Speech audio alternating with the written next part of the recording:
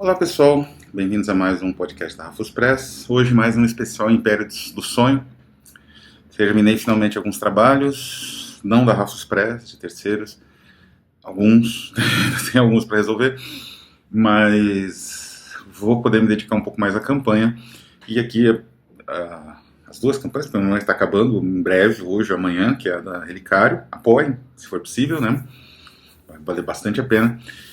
E, claro, apoiem o outro lado. A campanha é imensa, teve direitos autorais envolvidos e tudo mais, né?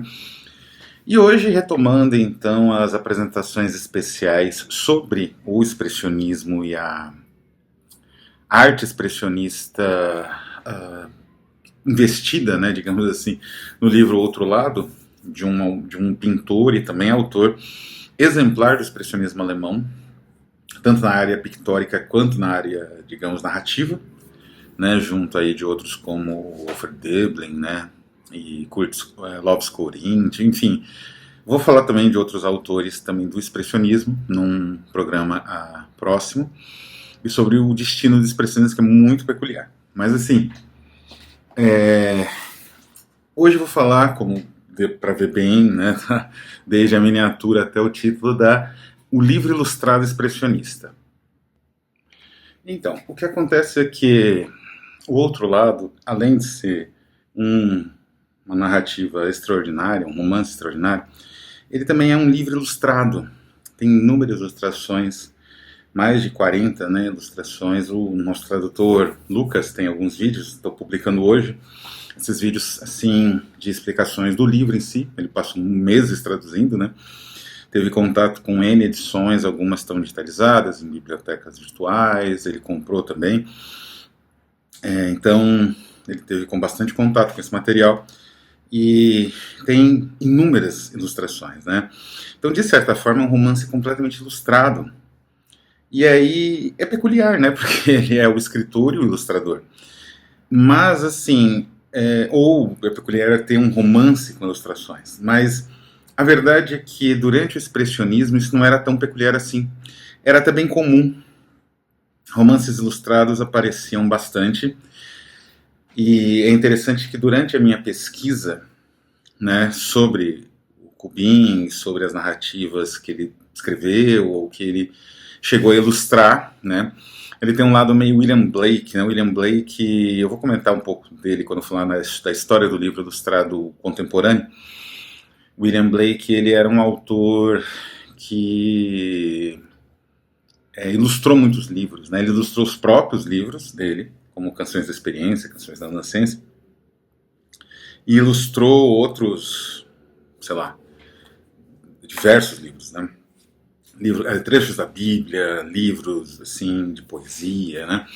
Blake ilustrava bastante e ele foi uma base, né, para esse renascimento. Mas fazendo essa pesquisa, como eu disse, eu encontrei um site do Museu de Arte Contemporânea de Nova York, o MoMA, que é sensacional, que são reproduções, às vezes até do original, né, que eles têm digitalizado, um acervo de livros ilustrados expressionistas, né? Vou deixar o link aqui, é um deleite, você passar horas olhando aquelas imagens incríveis e lendo um pouco sobre os livros também, cada um tem uma história sensacional. Tem trabalhos do Kubin fora aqui, né? Então aqui um exemplo das ilustrações do livro. Opa.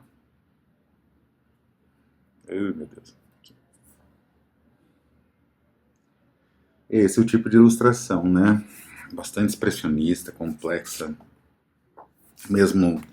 Esse aqui é o volume espanhol, usado para fazer o cotejo, né, da nossa tradução, que é a melhor tradução para um idioma próximo do português espanhol, né?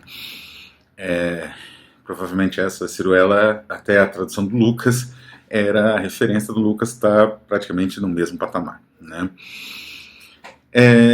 Mas voltando, então, ele é ilustrado, né, o Outro Lado. Ele é completamente ilustrado, tem muitas ilustrações, fora o mapa, que vocês já viram alguns pedaços aqui em algumas postagens, né?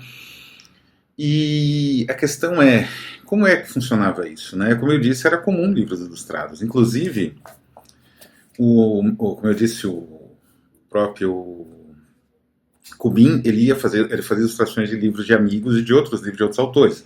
Um que ele ilustra é este aqui, Golem, de Gustavo Meyrink. Inclusive, os dois eram amicíssimos, né? O Golem teria ilustrações, litografias, provavelmente. Eu acho que esse litografias, inclusive, né, essas ilustrações teria ilustrações do Kubin.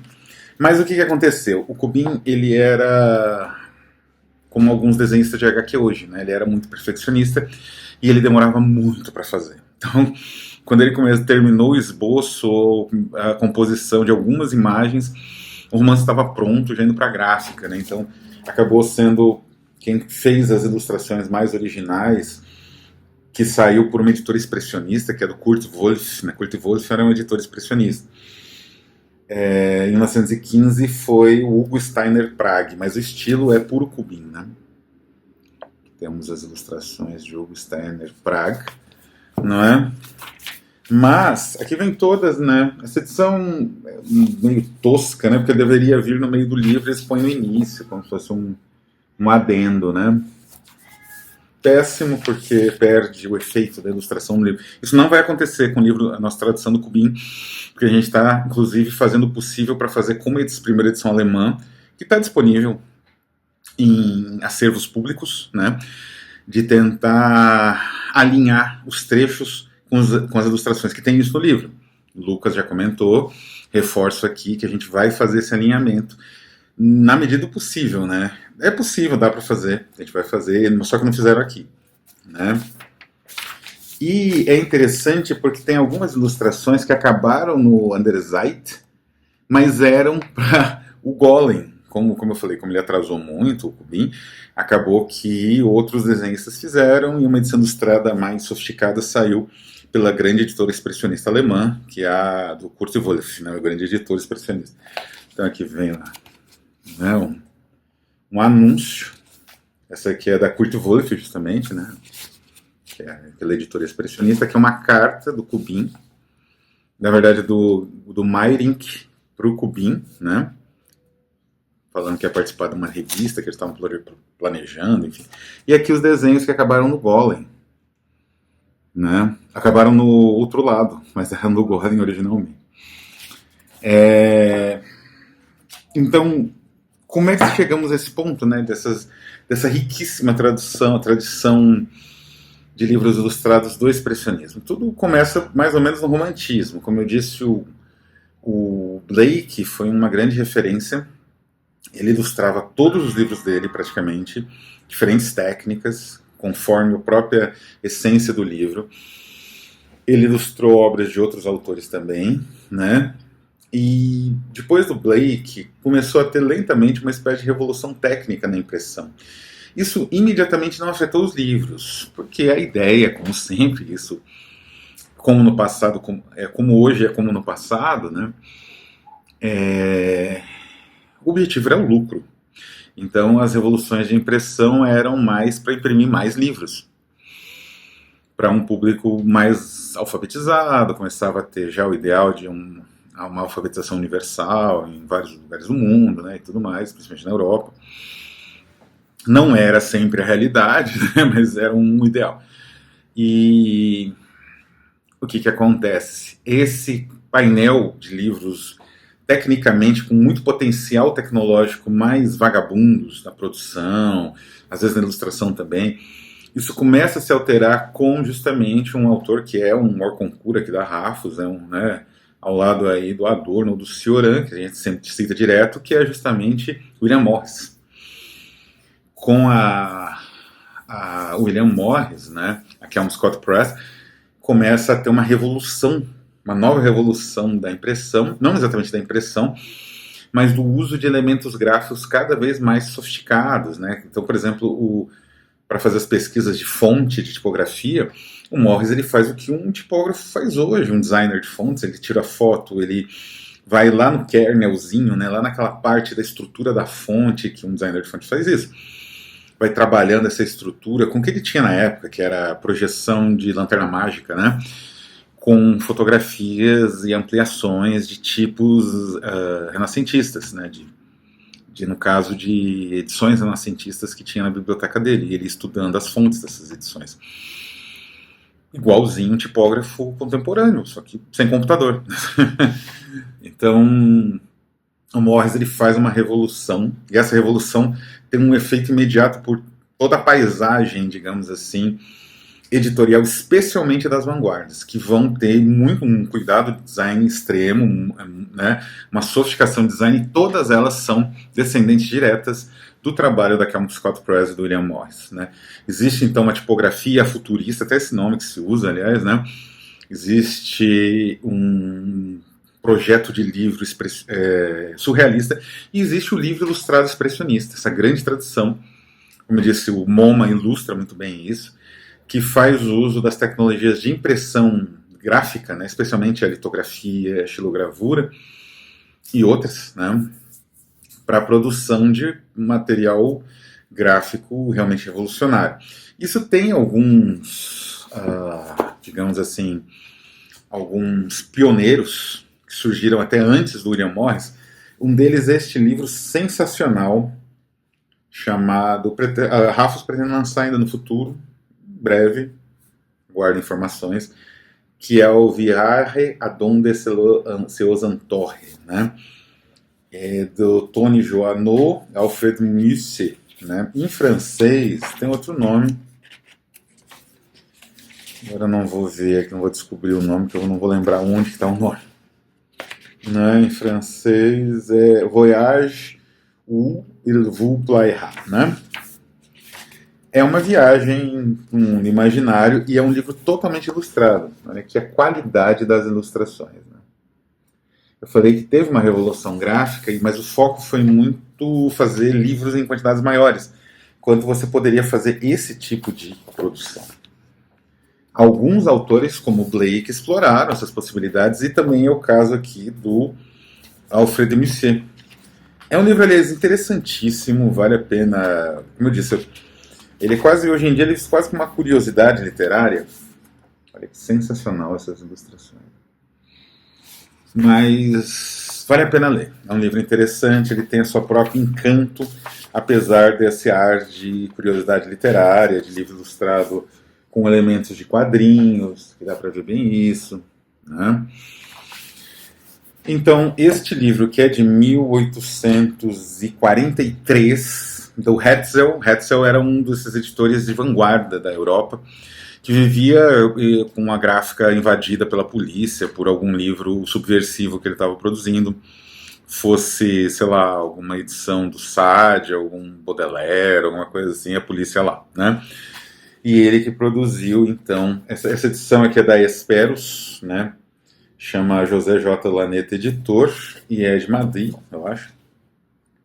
Exatamente, Palma de Mallorca, né? É de 87. Belíssima edição, belíssimo material, né? Uma antecipação dessas técnicas de arte expressionista que a gente vê, por exemplo, aqui no Golem, né? Já no século XX, um pouco antes, assim, já meio paralelo ao expressionismo, aconteceu um fenômeno interessante. Isso acontece também na Itália, um pouco menos na França, onde o decadentismo foi superado com a morte, né, especialmente no Mirbeau e do Huysmans, no início do século XX. Então, né, indivíduos assim que estavam ligados ao simbolismo decadentismo, mas que desenvolveram uma estética própria, né, acabariam desenvolvendo uma estética própria, se afastando um pouco, desenvolvendo seu próprio caminho. É o caso do Valéry, Saint-Jean-Perse e etc., né? O próprio André Gide, né? Mas em outros países, como eu já mencionei o caso da Itália com Gabriele D'Annunzio, e a Alemanha, né, especialmente com Stefan George e o Evers, o decadentismo simbolismo sobreviveu muito mais tempo, né, muito mais tempo que na França. Então você tem, por exemplo, este livro aqui, O Aprendiz de Feiticeiro, do Evers, capa, assim, é um facsímile quase da original alemã, mas no resto do mundo foi publicado com essa capa também. E ele é totalmente ilustrado também desde as guardas, né? É quase uma reprodução da primeira tradução de 20 e poucos que saiu em inglês nos Estados Unidos, deste livro aqui. O livro mesmo é de 1908, se não me engano. A minha cópia é 226. É esgotadíssimo, nunca vi vender esse num lugar. A versão em inglês é de 1927, né? E o livro mesmo é de 1909, data, aliás, do Outro Lado, né? Ele saiu junto e já saiu, como a gente pode ver, bastante ilustrado, né? Ilustrações vanguardistas, embora o conteúdo seja muito mais decadentista, tem um elemento de terror bem intenso, mas é muito mais decadentista do que propriamente expressionista ou vanguardista, ou não é algo relacionado ao onírico, ao telúrico, né, a fúria assim do inconsciente, que é o caso do Outro Lado, né? O Evers é um escritor mais tradicional, por assim dizer, mas ele foi lançado no mesmo ano. Era um diálogo que havia, né? E aqui a gente pode ver as artes, sensacionais as artes, aqui já da primeira tradução, né? Em inglês, que saiu nos Estados Unidos, né? E aqui a edição alemã, incrível essa capa com essas cruzes, né? Muito bem feito. Lembra um pouco também a capa, né, do Outro Lado, era uma tendência de capas mais abstratas para destacar as ilustrações internas, né? Esse aqui também é recheado de ilustrações. Essas ilustrações são da edição americana, se não me engano, mas algumas são da edição alemã, né? É da edição alemã, né? De Mahlon Blaine. Enfim, é um material, né, incrível de ilustração e denota aí então essa explosão, né, da arte editorial no início do século XX e nos países de língua alemã, ali na esteira, né, digamos assim, desse incentivo dado especialmente pela editora Kelms 4 Press da Inglaterra, né? Esse material tinha na Alemanha, tinha na França, chegava nos colecionadores.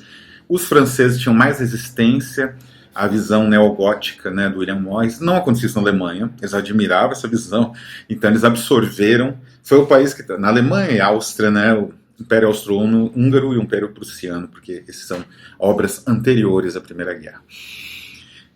Inclusive, eu acredito que eles absorveram até com um certo, né, para eles foi até uma grande descoberta esse diálogo possível, né?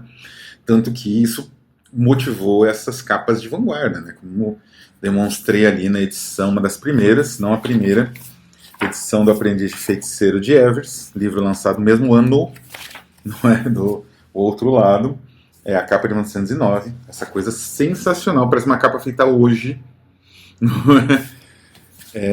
Enfim, como último exemplo, né, eu posso mostrar aqui um exemplo editorial periódico, que seriam as revistas Orchidengarten. Já falei bastante dessa edição da Zagava, que é incrível, eu acho que eles não estão produzindo mais, né? E ela é densamente ilustrada, né? São ilustrações de grandes autores e ilustrações para o livro, feitas especialmente, uma ilustração bastante expressionista. Vocês podem ver que existe uma interessante a interação com o texto é constante, né? Você tem o título, a ilustração é bem aqui. Existe todo um pensar do livro, como eu disse, a partir do impacto, né, da Kelms 4 Press, um pensar do livro para fazer ele ilustrado, fazer com que essas ilustrações tenham sentido, sejam interessantes e, não digo nem dialoguem, né, ou complementem, mas elas ampliem o sentido do texto, né, as capitulares também muito peculiares, né. É interessante porque o que acontece? Esses materiais, eles surgem... No século XX, existe uma outra visão da arte do livro, ou do livro ilustrado. Porque até o Blake, né, até o século XIX, existia uma ideia da arte ou complementar o livro, ou o texto, né, ou comentar o texto, de certa forma. Isso acontecia bastante nas iluminuras medievais, né? Tinha até algumas satíricas que os monges faziam ali no cantinho, né, na marginália, né, como se dizia. Ou era quase uma disputa entre imagem e texto. Isso era bastante evidente. Isso acontecia inclusive no Renascimento. Existe um livro muito interessante chamado Monstros, Demônios e Feiticeiros no final da Idade Média, que o autor ele fala sobre isso. E isso era muito exemplificado pelo Da Vinci. Tinha grande desprezo pelo texto, né? Ele tinha um foco na imagem. Ele tentava construir uma imagem de síntese. De certa forma, usando os textos do Da Vinci, eles são telegráficos, curtos, breves, são aforismos, né? A ideia era tentar sintetizar aquilo realmente, testar onde que a linguagem se transforma em imagem e vice-versa, né? E era um projeto interessante, digamos assim, mas o Morris e o Blake, na verdade, essa tradição britânica, vai numa outra direção. A imagem, ela não disputa com o texto o sentido, e ela também não é um complemento do texto. A imagem estabelece uma espécie quase de um diálogo, não é? E quando essa imagem é feita pelo próprio autor, como é o caso do Kubin, aí você tem uma espécie de explosão da sua própria percepção daquilo que você está lendo. É um efeito único, bastante lisérgico, e que só a edição ilustrada, como eu falei, eu cheguei a comentar, que a edição portuguesa, que existe, bastante rara, bastante cara desse livro, ela não tem as ilustrações. Então isso mata o prazer da leitura em pelo menos uns 30%, né? Porque as imagens, elas têm um diálogo com o texto e elas vão construindo o clima do texto, né? Elas não estão ali para resumir o texto, para sua imaginação não precisar funcionar enquanto quando do processo de leitura do romance. Não, elas estão ali para, nesse diálogo com o texto, ampliar a perspectiva do leitor para a percepção de um universo ainda mais denso, terrível. As últimas imagens dos momentos ali mais tenebrosos do livro, que eu não vou dar spoiler, evidente, mas tem alguns momentos que são impressionantes, assim, impressionaram os contemporâneos, né? O Jung, o Freud, o Ernest Junger, né, um grande escritor alemão, também vou comentar um pouco dele em breve. Essas imagens que surgem nesse momento, elas são quase como uma espécie de flash, né, de momento rápido de você vislumbrar aquele horror que está sendo descrito no texto. Então é isso, pessoal. Espero que tenham gostado, né? Esse material, como eu disse, apoiem esse livro. A gente vai fazer bastante material sobre ele, não só aqui, mas em outras instâncias também. E conheçam as duas campanhas, a Relicário, que não sei se já acabou, ou quando esse vídeo saiu está quase, e claro, O Outro Lado, que é um livro sensacional, merece ser conhecido, merece ser lido e comentado por todos. Um abraço e até a próxima.